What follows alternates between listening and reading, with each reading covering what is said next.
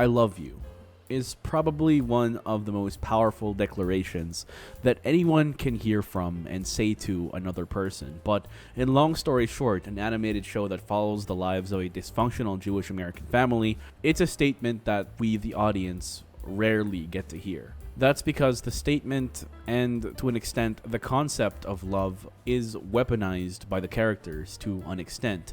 But to get into it, of course, I'm going to have to talk about spoilers, so if you haven't already seen Long Story Short, this is your warning. And with that out of the way, before we can talk about how the show weaponizes love, we have to establish why. And the common denominator is Naomi, the matriarch of the Schwooper family. And while the show doesn't follow the traditional story structure with protagonists and antagonists, Naomi is probably the closest thing you can get to a true villain. She traumatizes her children, plays favorites when it comes to their spouses, makes selfish decisions, is generally passive-aggressive, and refuses to take accountability for any of her negative actions. She lacks empathy, refusing to acknowledge how her actions can hurt the people around her, has a heightened sense of self-importance, and appears to be allergic to criticism, and has difficulty changing. As a character, Naomi is presented as an overbearing narcissist, and let's clearly define what that is.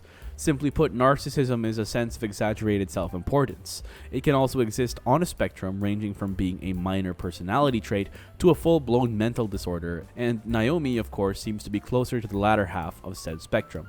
When it comes to her kids, she's overly critical, manipulative, overbearing, and at some points, outright disrespectful. But despite her flaws, she is also a human being capable of loving.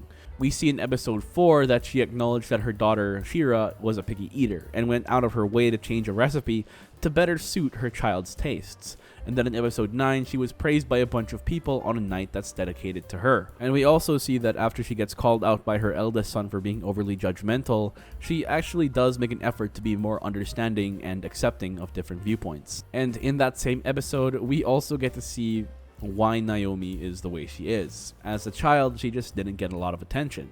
She was the youngest daughter in a packed apartment, and even if she screamed, she wouldn't be heard. Thus, she found that the only way to get people's attention was to injure herself or make things seem worse than they appeared. Naomi's narcissism is how her generational trauma manifests, and she has no idea how to handle it healthily, so she passes it down to her kids. Naomi is critical with every one of her children. She's quick to point out their flaws and reserved with her praise. No matter how Yoshi and especially Shira and Avi try to act, they never seem to be enough for their mother's approval, and in each of them, that manifests differently and changes the way they view love. And let's start with Avi Schwooper. Avi is the eldest son, and to be an eldest child means to be raised by a parent when they are least experienced. And that means they usually carry the most damage with them. See, Avi is the most distant from his parents and the rest of his family along with the Schwooper children, and he's also the one who most likely had to deal with Naomi's tendencies the most. We only ever see glimpses of the kind of treatment Avi had to endure from Naomi through their interactions and through environmental storytelling. In the very first episode, we see that Avi received an award once, but where his name should have read Avi Schwooper, as his last name is a combination of Schwartz on his mother's side and Cooper on his father's side, we see that the Schwartz side of his last name had been written over with a C, implying that at some point, Avi resented his mother's side, or even just his mother, enough to want to remove them from his name. This is also only just a glimpse into what Avi must have experienced growing up with Naomi. And we also see that Avi, as he grows older, moves to create distance from his parents. He doesn't reach out, he doesn't call, he doesn't bring his daughter to meet their grandparents very much. He even rejects his religion, something that Naomi held very dearly.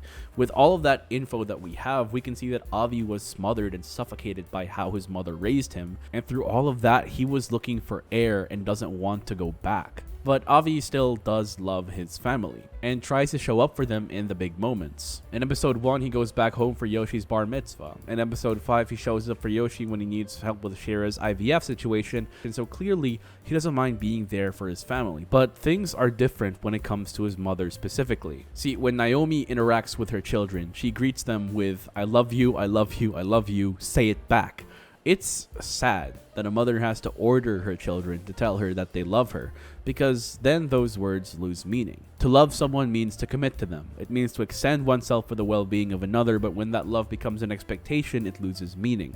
When Naomi expects her children to verbally declare that they love her, the power behind the statement vanishes, because then you are no longer extending yourself, you are merely following orders. Having been raised by Naomi at her most inexperienced, Avi grew to see love as a burden. To Avi, loving means suffocating, choking, and controlling, because that's the love that Naomi showed him the most. And in response, Avi doesn't want to tell Naomi that he loves her, because to Naomi that would bring absolution. To hear "I love you" from Avi would free her of the burden of everything that she'd placed on him. And Avi doesn't do that. And unfortunately for him, he overcorrected his mama trauma by going in the complete opposite direction. As an adult, Avi is emotionally distant, not just from his overbearing mother, but from his other family members as well. In episode 2, it's revealed that he doesn't call nor visit Shira. Their only interaction is playing words with friends until they talk about putting in more effort as a family. Avi even answers the phone by asking who died, implying that they only talk when something bad happens. Another thing to note is that he never tells her that he loves her. He simply nods and asks, "you know," as their declaration of love. It's also shown that Avi doesn't interact much with Yoshi either, and unfortunately the distance extends to even his marriage.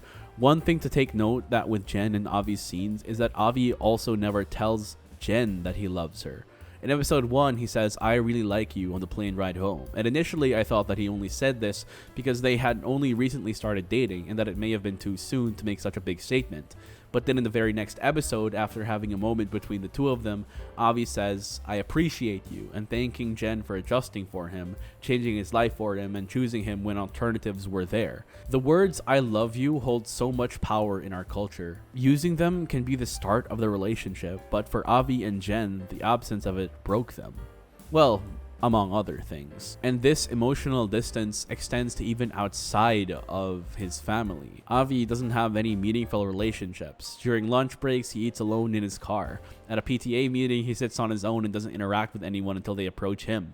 And while Avi seems content with his love for music, there's undeniably a part of him that longs for connection. But we see that the walls that Avi has built around himself have also been passed down to his kid, Hannah, who struggles to make friends. She talks about a bat mitzvah that she wasn't invited to, about people that she never interacts with, and while she does eventually find friends her age, there's no doubt that she's already been kind of affected by that swooper trauma, which would make her the second traumatized swooper daughter. After, of course, Shira. Shira is the second swooper child and the only girl, but being so close in age with Avi, she's inherited much of the same trauma. Like Avi, she doesn't reach out to her parents much, and she tries to keep a healthy distance between her and her mother. But while Avi manifests his trauma through creating emotional distance, Shira searches for approval. In her interactions with Naomi, Shira often either gets completely ignored or blamed for whatever reason. Naomi always has something to criticize about Shira, whether it's her hair, choice of clothing, or simple manner of being.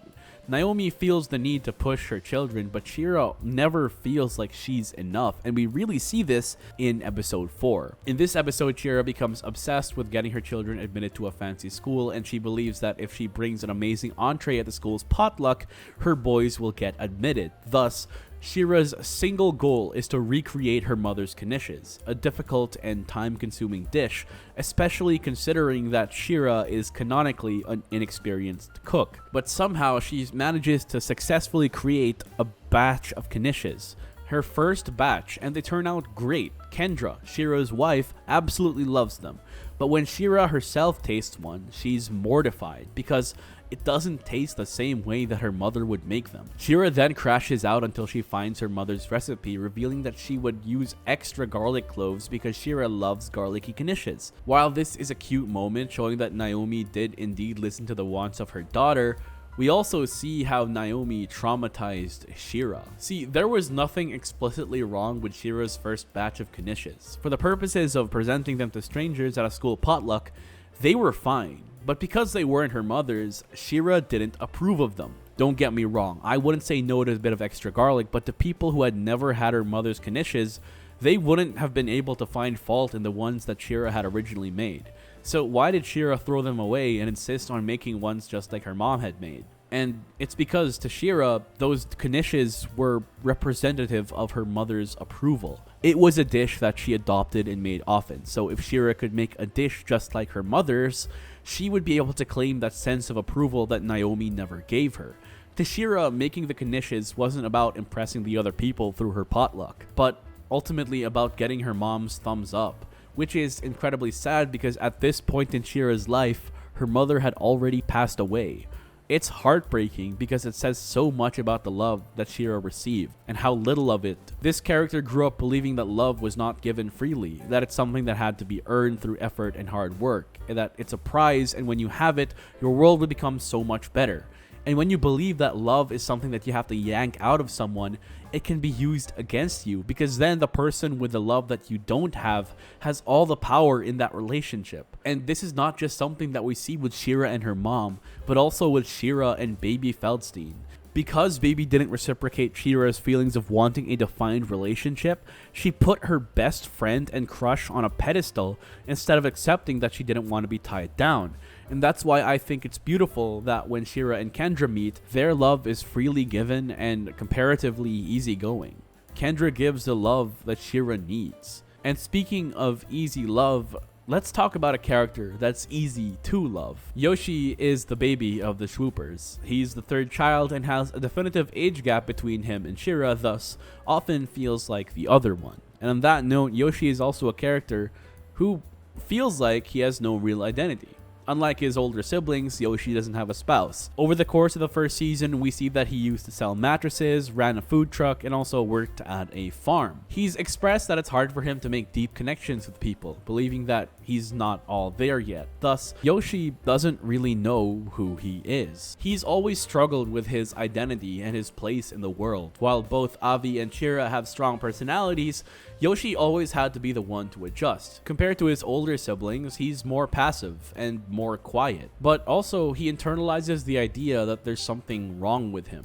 And the truth is, he is different. His brain is wired differently. As a child, he was diagnosed with attention deficit disorder, dyslexia, and executive functioning disorder. Compared to other people, he thinks on a different wavelength. But that doesn't make him any less of a person, it just makes him different. But Naomi expects him to simply fit into the role of a normal person in society. But for someone with neurodivergence, fitting in can be a huge ask. And like Shira, Yoshi never becomes good enough for Naomi. We see that around his family, Yoshi is afraid to be himself. He's afraid to show parts of his life and lives in fear of how others would react. He's afraid to share his conversion to Orthodoxy because he fears his mother's disapproval. He's afraid to pursue Baby Feldstein because he's aware of his sister's past with her, and his initial reaction to kissing her is fear. He's not happy that he found connection in someone else, but rather afraid of Shira's wrath because he had spunked his pants by accident. To Yoshi, love is suppression. When you have a parent as judgmental and critical as Naomi, it can often feel like you have to hide parts of yourself that she may not be proud of. But it's that very belief that holds Yoshi back from exploring his sense of self and becoming who he's meant to be. Thus, through 3 different characters, we see how a toxic, narcissistic parent's love has negatively affected her children. And as a result, Naomi's kids weaponize that love against her by withholding it from her. But love at its best isn't meant to be scary and bring us down. Instead, it's supposed to lift us up, and in no other character is that truth more present than in Elliot Cooper, the Swooper father. Elliot is a lovable character. He has his goofy dad fixations, and he's also a character that just seems to love his family so much and expresses it in a calm and healthy way. Compared to Naomi, Elliot is calm, understanding, and a relatively healthy parent, with my only real criticism of him being that he's a bit of an enabler for Naomi's narcissism. But otherwise, Elliot has shown himself to be a loving and accepting father and grandfather. He seems to have no problems with any of his kids and is just so willing to give love to the Swoopers. While his wife constantly pushes their children away, Elliot gives them warmth and acceptance, which they so desperately need. And we see this at its best in episode 3. After Yoshi's mattress venture blows up in his face, he's incredibly disheartened and believes that he's broken. But Elliot, seeing that his son is down, reassures him that he doesn't view him as a failure, and that even if he did, metaphorically tells him that he'll never stop loving him. That's the beautiful, healthy, unconditional love that only a good parent would be able to bestow onto their child. And we see this contrast again when Yoshi reveals that he's Orthodox. While his mother calls him weird and different, Elliot simply talks to Yoshi and tries to understand him. It's the calm love that Elliot gives that bonds him to Yoshi and the rest of his kids. It's the kind of love that raises people up and brings forth well-adjusted adults. And it's also the kind of love that the world desperately needs more of.